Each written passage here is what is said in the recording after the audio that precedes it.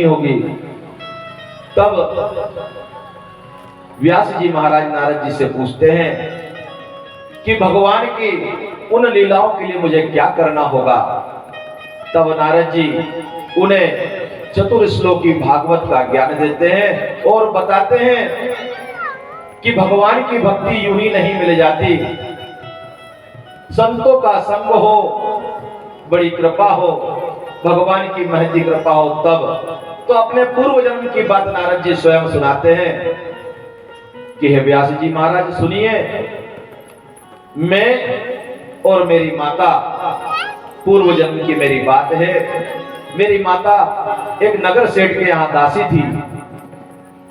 मेरे पिता नहीं थे, उनका देहावसान हो गया था। तब मैं बहुत छोटा बालक था। एक समय की बात है कि उस नगर सेठ ने चतुर्मास के लिए कुछ संतों को बुलाया। वो संत नगर सेठ के एक स्थान पर रुके। मुझे और मेरी माता को उनकी सेवा के लिए नियुक्त कर दिया गया। मैं वहां पर उन संतों के सेवा किया करता। मेरी माता उन संतों की सेवा के सारे कार्य कर दिया करती। चतुर्मास भर मेरी माता ने उनकी सेवा करी, मैंने भी सेवा करी।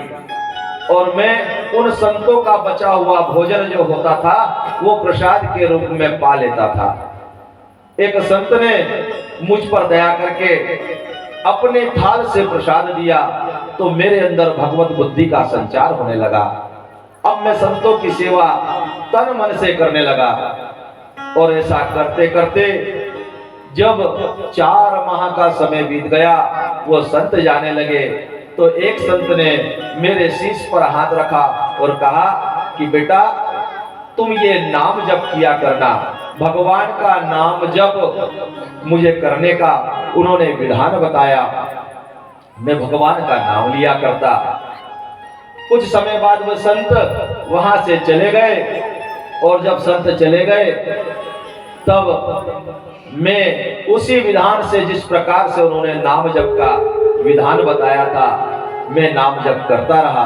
और नाम जप करते करते कुछ समय के बाद ऐसा हुआ कि मेरी माता जो स्वयं दासी थी, उस सेठ के यहाँ कार्य किया करती थी, एक दिन गाह दूधने के लिए गई।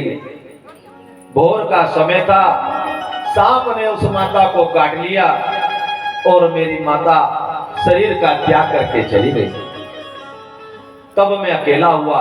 व्यास जी महाराज पूछने लगे कि आप तो बालक ही थे, आपने विधिवत दीक्षा भी नहीं ली, और अब तो आप कहते हैं कि आपकी माता भी शरीर त्याग करके चली गई, तो क्या हुआ? तब नारद जी कहते हैं कि मैं छोटा ही था, लेकिन भगवान का नाम लेने से मेरे मन में ये भाव आ गया कि भगवान सदैव मेरे साथ रहते हैं, सदा सर्वदा मेरे ऊपर भगवान की कृपा बनी रहती है। यद्यपि मैं उस सेठ के यहाँ था, लेकिन सेठ ने मेरी भाव भक्ति देख करके मुझे जाने की आज्ञा दे दी। मैं भी निकल गया और दूर स्थानों को पहुंचता हुआ, जंगलों को और कई नगरों को पार करता हुआ एक स्थान पर पहुंचा। वहां पे जाकर भगवान का जिस प्रकार से संत ने मुझे नाम जप बताया था, मैं वो नाम जप करने लगा। नाम तो हमें कई प्रकार के मालूम होते हैं, लेकिन उन नामों की महिमा हम नहीं जानते।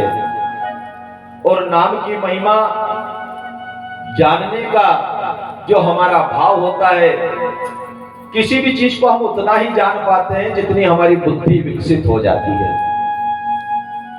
और उस बुद्धि को जब भगवान की कृपा हो जाए तो महत्व बुद्धि आ जाती है, और जिसको हम जितना महत्व देते हैं वो उतना मूल्यवान हो जाता है।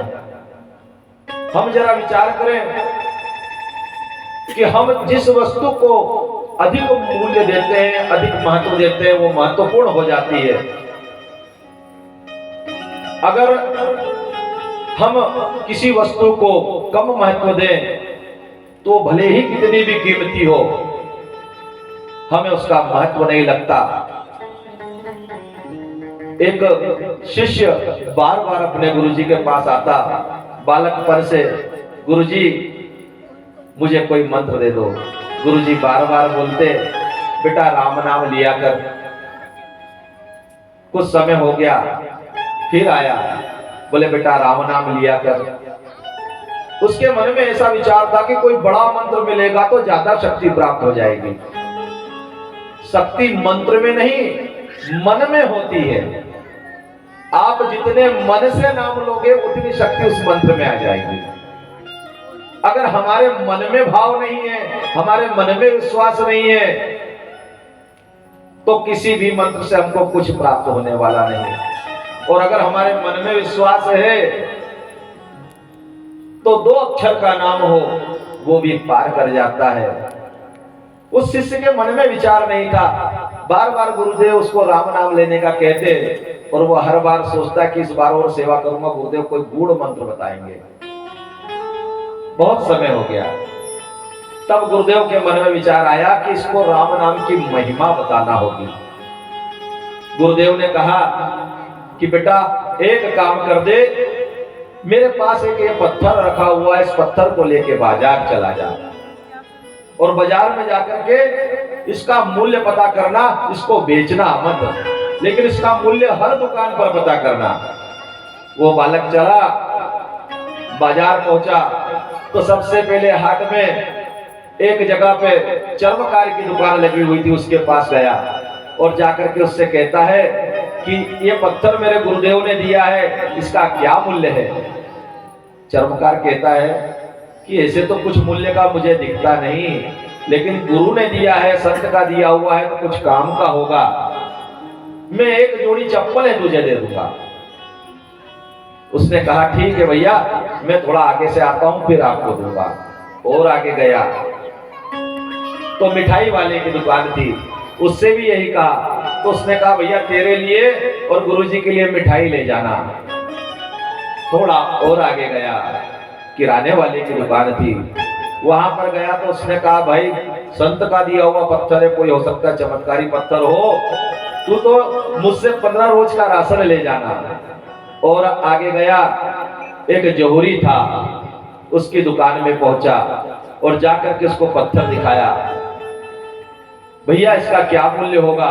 वो जोहरी ने पत्थर को देखा, जांच परख करी और उसके बाद कहता है कि भैया इधर आओ।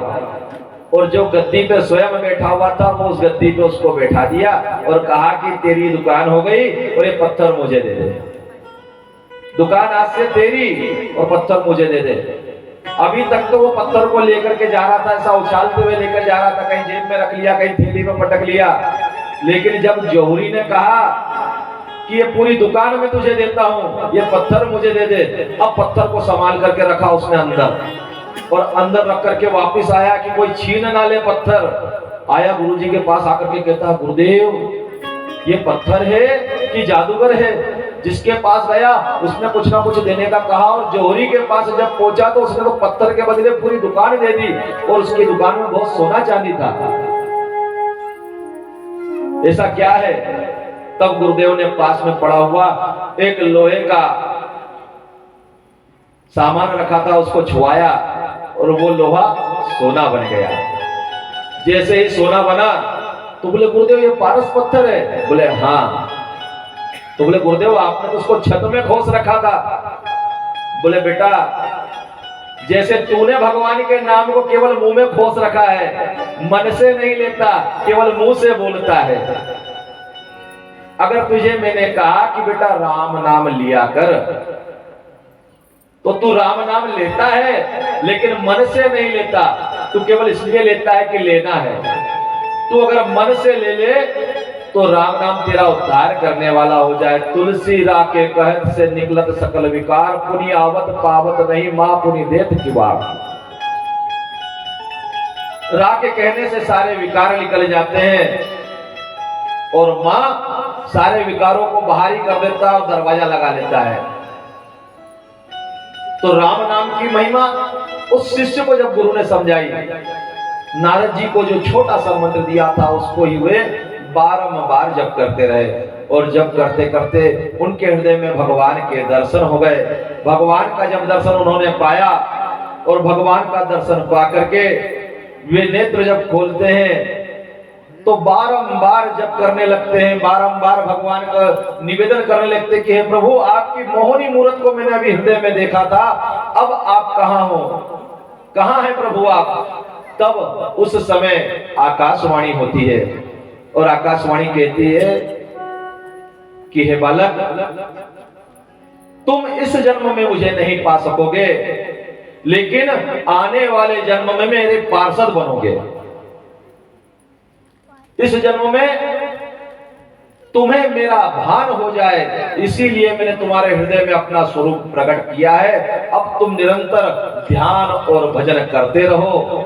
ध्यान भजन से तुम्हारी वृत्ति निरंतर मुझ में जुड़ी रहेगी। नारद जी कहते हैं कि इस प्रकार मैं निरंतर ध्यान और भजन करता रहा, और ध्यान भजन करते करते मैंने देह का त्याग कर दिया। जब 1000 वर्षों के बाद ब्रह्मा जी ने नेत्र खोले और उस समय सृष्टि की रचना करी, तो मर्ची आदि ऋषियों के साथ मेरा भी जन्म हुआ। तब से मैं नारद हुआ हूं, मैं भगवान का पार्षद हुआ हूं। हे व्यास जी महाराज, संतों का संग इतना निराला होता है कि जीवन बदल दे। संतन के संग लाग रे तेरी बिगड़ी